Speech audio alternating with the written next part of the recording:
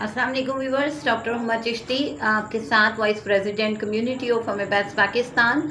आज की video Eid series की दूसरी वीडियो है और इसमें हम बात करेंगे इस एस्पेक्ट के हवाले से कि गोश्त खाने के साथ जो मसाइल का सामना हमें करना पड़ता है टाइम टू टाइम, मैं उसके हवाले से बात कर रही हूँ। और आज बात करेंगे जो सबसे ज़्यादा इशू होता है वो है कोलेस्ट्रॉल का बढ़ जाना।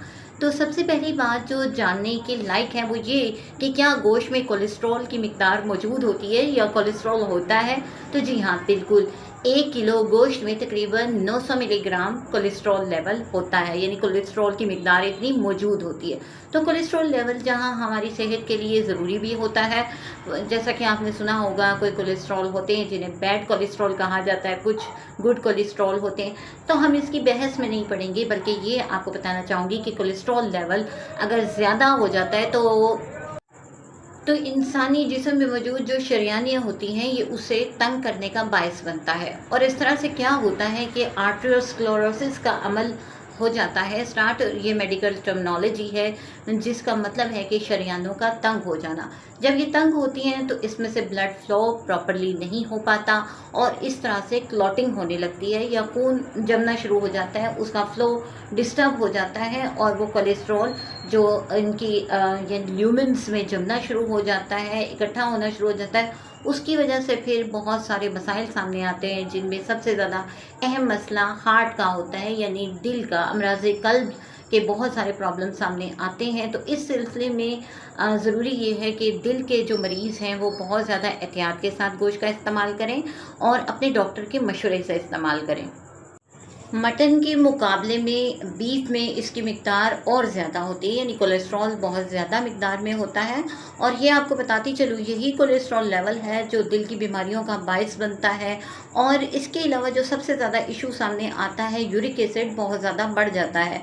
और जब यूरिक एसिड बढ़ता है तो पेशेंट हमारे पास आते हैं बहुत सारी वो यानी पेन्स का लेके, हाथों पाँव में दर्द की शिकायत बहुत ज़्यादा हो जाती है।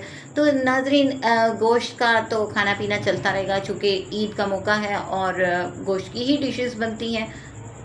इसके लिए जैसे मैंने आपको बताया अपनी प्रीवियस वीडियो में भी मैंने बात की थी कि लेमन और सैलड का इस्तेमाल आप अगर साथ में रखेंगे तो आपके लिए बेहतरीन होगा।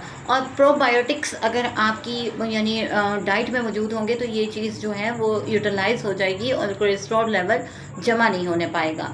पकाना भी बहुत ज़्यादा यानी कि मैटर करता है कि आप किस तरह से करें। बहुत ज़्यादा ढेरों ढेर घी डाल के मत बनाएं इस तरह के खाने के जो देखने में तो दिलकश लगें लेकिन आपकी सेहत के लिए नुकसानदेह हो जाएं।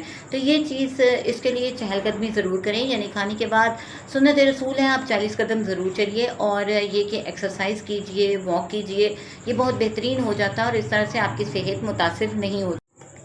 कुर्बानी होते साथ ही जो सबसे ज़्यादा चीज़ खाई जाती है वो कलेजी होती है। कलेजी से इब्तदा की जाती है, लिवर जिसे कहा जाता है, तो उसमें बहुत ज़्यादा मिकदार होती है कोलेस्ट्रॉल की। इस हवाले से जितने भी ऑर्गन मीट हैं उनमें बहुत ज़्यादा मिकदार होती है, जैसे कि गुर्दे हैं, मगज़ है और तिली है।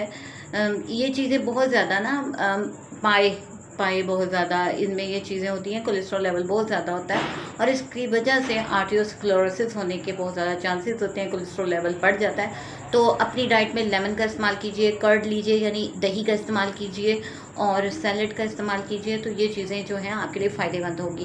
और इसके बाद कोशिश करें कि आप कहवा जात लीजिए, यानी अदरक का कहवा बना के तो खाने के बाद अगर आप इस्तेमाल करते हैं तो यकीनन आप इस किस्म की प्रॉब्लम से बच सकते हैं। और इसके अलावा आपको बताती चलूँ कि कोलेस्ट्रॉल की बहुत ज़्यादा मिकदार जो जिन चीज़ों में होती है वो यानी कि चूँकि चिकनाई, जैसा आपको बताया कि चिकनाई ही है जो यूरिक एसिड की तरफ भी ले जाती है। और फिर इसमें जैसे घी है, अंडे की जर्दी है, मलाई, बड़ा गोश्त में बहुत ज़्यादा मिकदार है, सबसे ज़्यादा मक्खन, बेकरी आइटम्स वगैरह, इनमें कोलेस्ट्रॉल की मिकदार काफ़ी होती है। तो इसमें साइकिलिंग करनी चाहिए, वॉक करनी चाहिए और एक्सरसाइज थोड़ी बहुत ज़रूर करनी चाहिए। और पानी का बहुत ज़्यादा इस्तेमाल, उसका इंटेक जितना ज़्यादा आप रखेंगे तो ये आपके लिए बहुत ही बेहतरीन होगा। आज के लिए इतना ही। और ये आपको बताती चलूँ, हमारी होम्योपैथी कोलेस्ट्रॉल लेवल को बहुत अच्छे तौर पे डील करती है। ये डिपेंड करता है कि किस तरह का पर्सन है। अगर पर्सन लेथार्जिक किस्म का है, बहुत लेज़ी किस्म की नेचर का है, allium sativa is the best medicine, जो कि हमारी मेडिसिन लेसन से बनाई जाती है और बहुत ही बेहतरीन होती है। लहसुन को आप वैसे भी इस मकसद के लिए इस्तेमाल कर सकते हैं। तो ये वो मेडिसिन है कि जो कि कोलेस्ट्रॉल लेवल को नॉर्मल करती है। इसके अलावा हमारी कोलेस्ट्रिनम बहुत अच्छा काम करती है।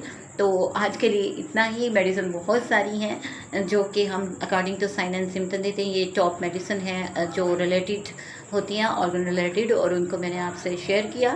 मुझे अपनी दुआ में याद रखिए। अल्लाह हाफिज़।